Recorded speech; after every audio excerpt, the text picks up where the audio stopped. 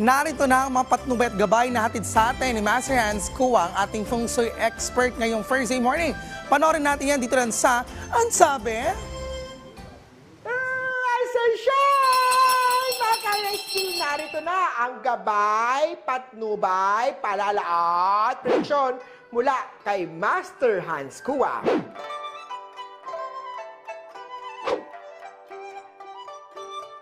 Unahin na natin ang mga pinanganak ng Year of the Rat dahil sila ang pinakamaswerte ngayong araw, punong-puno ng magagandang oportunidad at pera.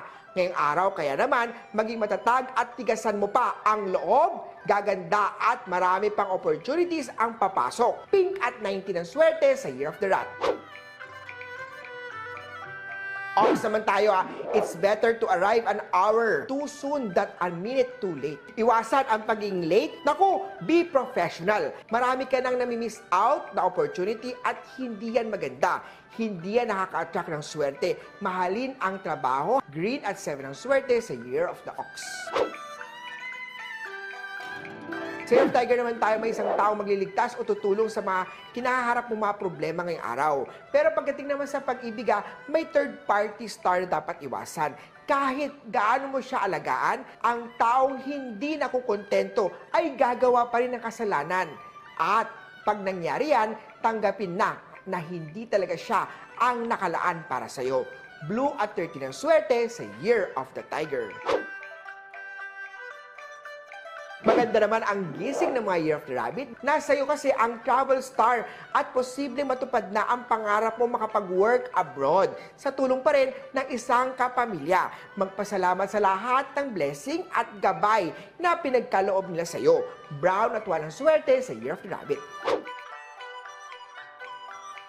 Drago naman tayo, iwasan ang pagiging mainitin ang ulo, lalo na kung ikaw ay nasa kalsada.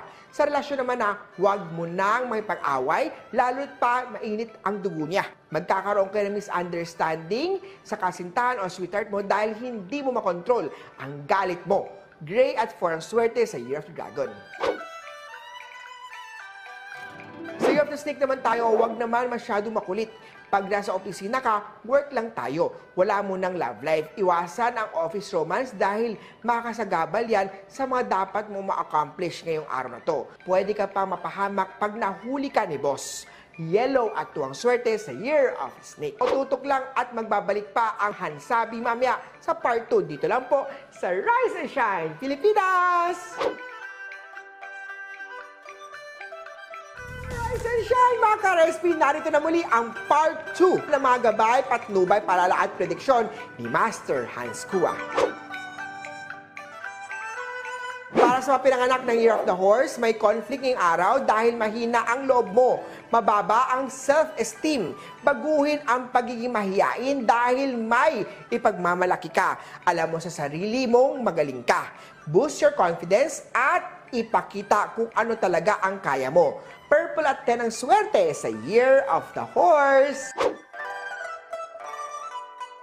Year of the Goat naman tayo, maganda ang pasok ng income, kaya naman huwag mag-alala. Sa mga susunod na araw, i-enjoy ang moment sa masayang bonding kasama ang buong pamilya. Reward mo niyan sa hard work na binigay. Red at 17 ang swerte sa Year of the Goat.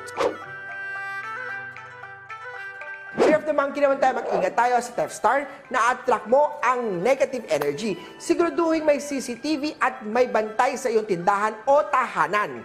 Ang bad news naman ay nasa chart ngayong araw na maghihiwalay kayo ng kasintahan mo dahil sa hindi pagkakaunawaan. Brown at 18 ang swerte sa Year of the Monkey. Year of the Rooster naman tayo, mag-ingat sa paglabas ng pera ngayong araw. May unexpected money loss star sa chart dahil yan sa pagiging impulsive mo. Makakatulong ang pagsuot ng citrine na lucky charm. Silver at 15 ang swerte sa Year of the Rooster. At sa mga Year of the Dog naman tayo, matutong makiramdam sa mga karamdaman at nararamdaman. Pagdating sa pag-ibig, pakinggan ang paramdam ng iyong sweetheart para maiwasan ang samaan ng loob. Sa kalusugan naman tayo, magpakonsulta agad kay Doc. Aqua at 11 ang swerte kay Dog.